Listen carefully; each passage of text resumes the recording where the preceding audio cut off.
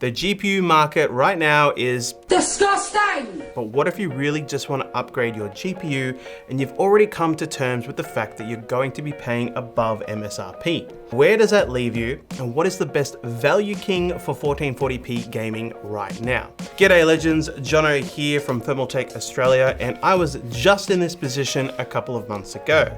My RX 580 was looking extremely tired and I really wanted to pull the trigger on something that would get more frames in 1440p gaming. Watching reviews on YouTube seemed like a dead end as no GPUs really received positive recommendations due to price inflation. So you're left to try and sift through the digital noise to come to your own conclusion. But in the end, I got there and I'm super happy with what I went with. But before we dive into what I ended up going with and what I recommend for you, Sarah has a quick something to say. Hey, how you doing? Just checking to see if you're, are you subscribed? Are you subscribed to the channel? There's a lot of you that aren't, and I'm just checking if you're subscribed. I'm not sure if you are, but if you're not, you should subscribe. We've got tons of cool stuff, tech videos, build videos, funny videos. So I'll come back. I'll come back later, and we'll make sure that you're subscribed. Just subscribe. Okay? The contenders. Let's take a look at the GPUs that you might consider for an entry-level to mid-range upgrade. There's the NVIDIA RTX 3070, the RTX 3060 Ti, the 3060, and on the AMD side, the 6700 XT. All four of these cards will get you great results at gaming in 1440p. The only problem being that one has been MIA for months, RIP 3060 Ti, and another is extremely overpriced right now.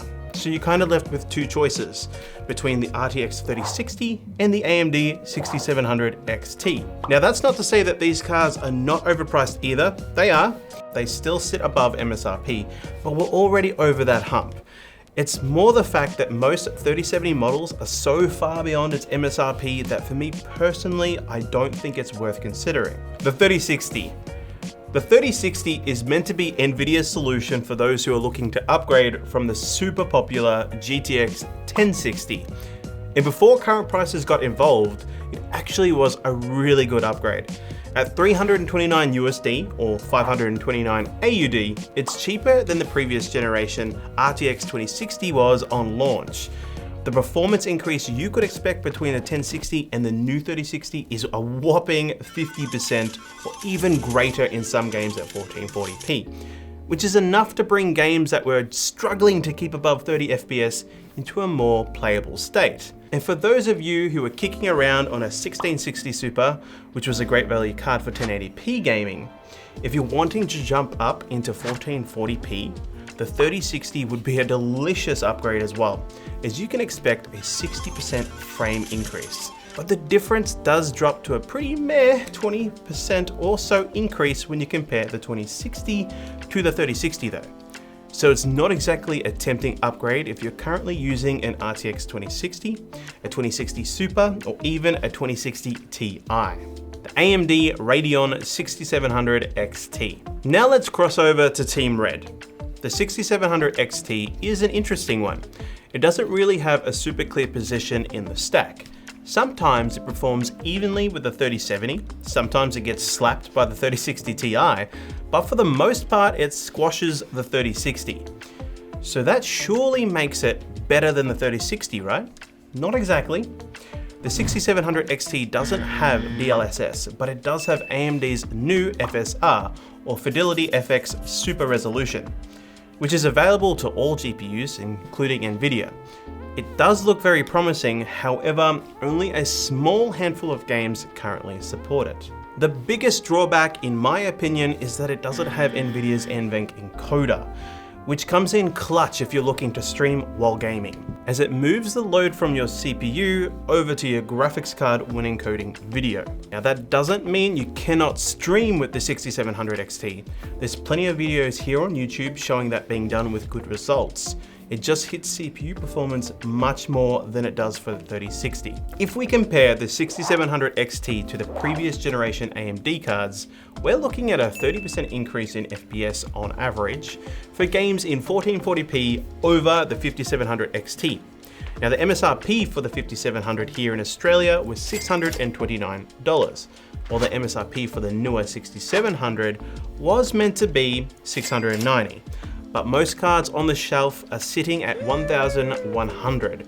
So if you have a 5700 XT, is the 30% increase in performance worth the 54% price increase? No. What if we compare it to an RX 580 then? If you bought an RX 580 when it launched back in 2017 like I did, you would have paid around the $400 mark, depending on model. My Strix cost $419 for reference. And so the difference here is an 80% performance increase on average in 1440p games for a 90% price increase, which is why in the end, I pulled the trigger on a reference model XFX 6700 XT for my personal rig at home. Now I was lucky enough to score this at 709 Australian dollars on release day, which meant that I got that 80% performance increase for about a 50% cost increase. It was a really hard deal to pass up. However, not everyone is going to be as lucky as I got. In fact, I haven't seen here in Australia anyway, the 6700 XT near that price tag since the couple of weeks after launch. So what's my recommendation for you? Well, if we just take in the cost versus performance and the features into account, I do think the better deal is the RTX 3060. Here in Australia, you can find 3060s currently selling for $1,000 AUD. These include models from brands like EVGA, MSI, Inno3D, and Palette.